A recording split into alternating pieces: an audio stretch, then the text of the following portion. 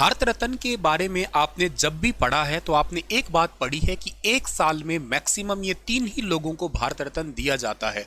हमेशा यही पढ़ा है ना। लेकिन इस बार का ये आंकड़ा आपको बदलता दिखाई दे रहा है।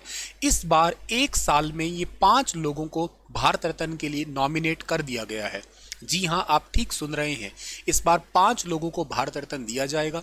इसकी ऑफिशियली घोषणा हमारे भारत के श्रीमान प्रधानमंत्री नरेंद्र दामोदर दास मोदी जी के द्वारा ऑफिशियली ट्वीट करके या ऑफिशियली जो है ना सोशल मीडिया के ऊपर इसकी जानकारी पोस्ट कर दी गई है। अच्छा सर, इससे पहले आपने एक नाम पढ़ा था कर्पूरी ठाकुर, जो बिहार के सीएम और डेप्यूटी सीएम रह चुके, के साथ साथ लाल कृष्ण आडवाणी जी, जो कि राजनीति के अंदर बहुत एक इम्पॉर्टेंट रोल अदा कर रहे हैं। के साथ साथ लाल कृष्ण आडवाणी वो जो इस एनडीए या बीजेपी पार्टी के फाउंडर्स मेंबर में से रह चुके हैं, तो उनका भी नाम नॉमिनेट किया गया। और अब एक साथ 3 नाम और आ गए हैं। जानते हैं आज वो 3 चेहरे कौन हैं। के साथ साथ जानते हैं कि अब तक कुल कितने लोगों को भारत रत्न दिया जा चुका है, किस किस फील्ड में मिला है, कौन से साल में मिला है, और के साथ भारत रत्न से संबंधित कुछ इंपॉर्टेंट जानकारी भी हम लोग इस क्लास के अंदर या इस छोटे से क्लिप में सीखने बटोरने की कोशिश करेंगे। आशा करता हूं आप लोग बहुत अच्छे होंगे। मेरा नाम है सुनील बिश्नोई और text book super coaching platform पे आप सभी का तहे दिल से हार्दिक अभिनंदन और स्वागत है। इस चैनल को आपने अभी तक सब्सक्राइब नहीं किया है तो कर लीजिएगा। तो आइएगा सटीक तरीके से जानकारी लेते हैं। कर्पूरी ठाकुर जी पहले ही आप पढ़ चुके हो। लाल कृष्ण आडवाणी जी। आज 3 चेहरों की खास चर्चा है, जिनमें से पहला पीवी नरसिम्हा राव, गरीबों के मसीहा, गरीबों के देवता कहलाए थे ये, भारत के पूर्व प्रधानमंत्री रह चुके। चौधरी चरण सिंह, इनका नाम आप लोग बहुत अच्छे किसान नेता के रूप में जाना करते हैं। और एमएस स्वामीनाथन, जब भी ये नाम आता है तो आपके मन में ग्रीन रेवोल्यूशन का नाम ज़रूर आता है। बहुत बार आपने बचपन से इनको पढ़ा है। हरित क्रांति के बारे में जब जब जिक्र आया है तब तब इनका नाम आपने इंडिया में ज़रूर पढ़ा है। तो इनको मरणोपरांत देने की ये सम्मान की घोषणा की गई है केंद्र सरकार के द्वारा। प्रधानमंत्री नरेंद्र मोदी जी ने तीनों शख्सियतों को देश का सबसे बड़ा नागरिक सम्मान, यकीनन आपको पता है भारत में 4 बड़े सम्मान है, जिनमें भारत रत्न सबसे टॉप का है, फिर पद्म विभूषण, भूषण और पद्म श्री आता है चौथे नंबर पे। अब बात करते हैं बारी बारी इनके बारे में। चौधरी चरण सिंह, पूर्व प्रधानमंत्री। चौधरी चरण सिंह 28 जुलाई 1979 से 14 जनवरी 1980 तक तकरीबन 5.5 महीने तक ही प्रधानमंत्री रहे थे। इस दौरान ये पार्लियामेंट में नहीं गए थे। ऐसा सवाल आपने अक्सर एग्जाम में देखा है कि कौन पार्लियामेंट में नहीं जाने वाले प्रधानमंत्री, यही थे। इनके नाम पे हरियाणा के हिसार शहर के अंदर एक यूनिवर्सिटी है, चौधरी चरण सिंह हरियाणा एग्रीकल्चर यूनिवर्सिटी, जो पहले पंजाब एग्रीकल्चर यूनिवर्सिटी का हिस्सा हुआ करती थी। अब वो एक सेपरेट यूनिवर्सिटी है। 2 फरवरी 1970 को सेटअप हुई थी।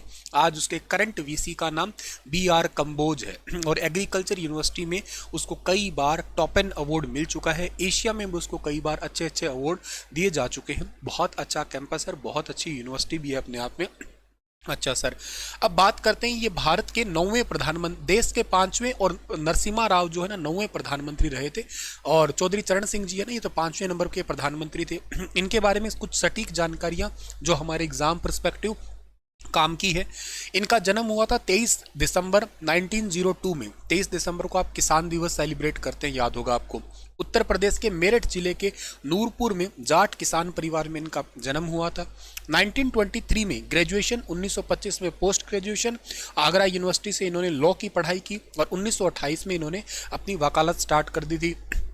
30 में गांधी जी के सविनय अवज्ञा आंदोलन में शामिल हुए और हिंडन नदी में जो है ना नमक बहाया था इन्होंने ही। 3 अप्रैल 1967 से 17 अप्रैल 1968 तक उत्तर प्रदेश के मुख्यमंत्री रहे। दोबारा 17 फरवरी 1970 में मुख्यमंत्री बन गए थे यूपी के ये। के बाद में 1979 में वित्त मंत्री, उप प्रधानमंत्री रहे। इस दौरान राष्ट्रीय कृषि और ग्रामीण विकास बैंक नाबार्ड की स्थापना भी इन्होंने की थी।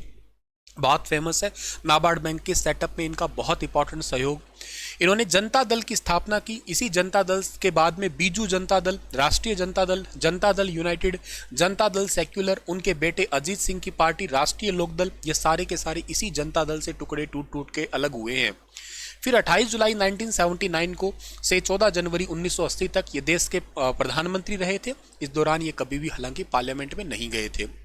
अच्छा, इसके बाद में जो है ना, ये एक अच्छे राइटर भी थे, अंग्रेजी पर इनकी बहुत अच्छी पकड़ थी। इन्होंने जो है ना बहुत सारी ऐसी किताबें वगैरह लिखी थी, जैसे India's poverty and it's solution. Poverty के ऊपर इन्होंने बहुत बार, या किसानों के लिए भी इन्होंने बहुत बार बहुत स्टेटमेंट दी है। इस करके इनका नाम किसान नेता के रूप में बहुत अच्छे से जाना जाता है। फिर 29 मई 1987 को जो है ना इनका निधन हो गया, ये इस दुनिया से अलविदा हो गए। दूसरे पर्सन जिनको गरीबों के ही देवता कहा जाता है, पीवी नरसिम्हा राव। इनका जीवन 29 जून 1921 से 23 दिसंबर 2004 तक का पूर्व प्रधानमंत्री जी रहे हैं। करीमन नगर में इनका जन्म हुआ। हैदराबाद की उस्मानिया यूनिवर्सिटी, मुंबई यूनिवर्सिटी और नागपुर यूनिवर्सिटी से इन्होंने अपनी पूरी पढ़ाई की है। राजनीतिक करियर स्टार्ट करके आंध्र प्रदेश से स्टार्ट किया इन्होंने। 1957 से 1977 तक आंध्र प्रदेश के विधानसभा के ये मेंबर भी रहे थे। और 62 से 64 तक कानून और सूचना मंत्री, 1964 से 67 तक कानून मंत्री, 67 में स्वास्थ्य और चिकित्सा मंत्री, और 68 से 71 तक शिक्षा मंत्री रहे थे। मतलब अलग अलग जगह पे मंत्री पद को इन्होंने संभाला। 71 से 73 तक आंध्र प्रदेश के मुख्यमंत्री रहे। फिर 77 से 84 तक लोकसभा के सदस्य। 84 में जो है ना रामटेक से 8वीं लोकसभा के लिए चुने गए। फिर ये 1980 से 1984 तक विदेश मंत्री, 84 से मतलब जुलाई से लेके और दिसंबर तक जो है ना गृह मंत्री रहे, और फिर 84 से 85 तक रक्षा मंत्री रहे। बाद में मानव संसाधन विकास मंत्रालय को भी इन्होंने संभाल लिया था।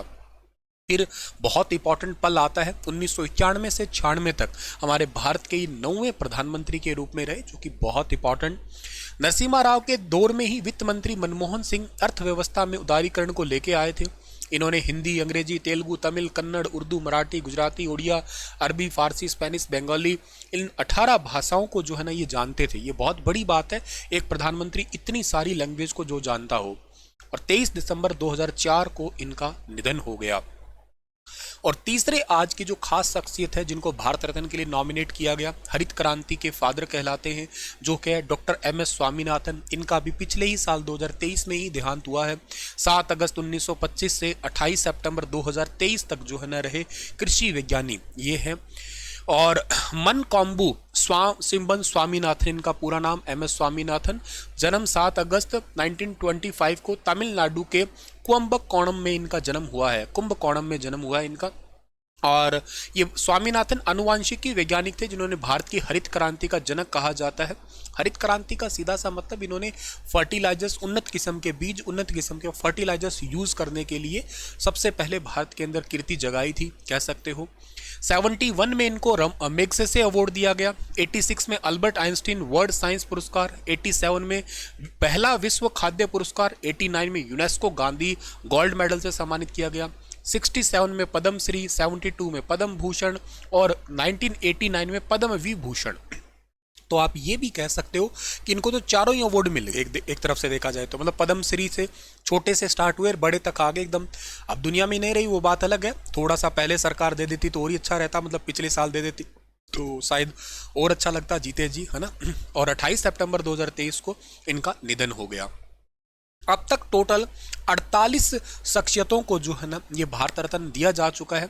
जैसे सबसे पहले जो चक्रवर्ती राजगोपालाचारी, सर्वपल्ली राधाकृष्णन और चंद्रशेखर वेंकट रमन, इनको 1944 में मिला, 54 में मिला था। फिर भगवान दास जो राजनेता थे 55 में। ऐसे करके ये पूरी लिस्ट है जिनको अब तक के लिए भारत रत्न दिया जा चुका है। सबसे लेटेस्ट जो मिला था ना वो मिला था किनको, नानाजी देशमुख, भूपेन हजारिका, प्रणब मुखर्जी, इनको साल 2019 के अंदर मिला था। और अब ये 5 नाम 48 को मिला है, ध्यान रखना, इन 5 को दिया नहीं गया है, अभी तो इनको नॉमिनेट किया गया है, अभी तो इनको मिलने वाला है, ठीक है।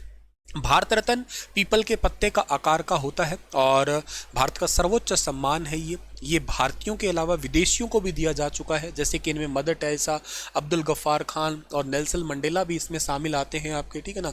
सुभाष चंद्र बोस को मरणोपरांत भारत रत्न मिलने वाला था लेकिन मिला नहीं। क्यों? क्योंकि उनको उनके घर वालों ने कहा कि जब इनकी मौत का ही कन्फर्म नहीं है तो आप इनको भारत रत्न कैसे दे सकते हैं, तो इसके ऊपर भी एक कंट्रोवर्सी हुई थी। ये है एक छोटा सा सटीक सा आप लोगों के लिए 10 मिनट शो जिसके अंदर इंपॉर्टेंट चीज़ें आप लोगों ने जानी, ये मिला भारत रत्न। आप मुझे कमेंट में ये बताइएगा कि पद्म भूषण, विभूषण चलो इस बार एक बात बताओ, पद्म विभूषण कितने लोगों को मिला है? सटीक सी बात है, बता ही सकते हो कितने लोगों को और उनका नाम क्या क्या है, खास लोग हैं वो, बताइए जरूर कमेंट में। Thank you so much, Radhe Radhe, अपना ख्याल रखना।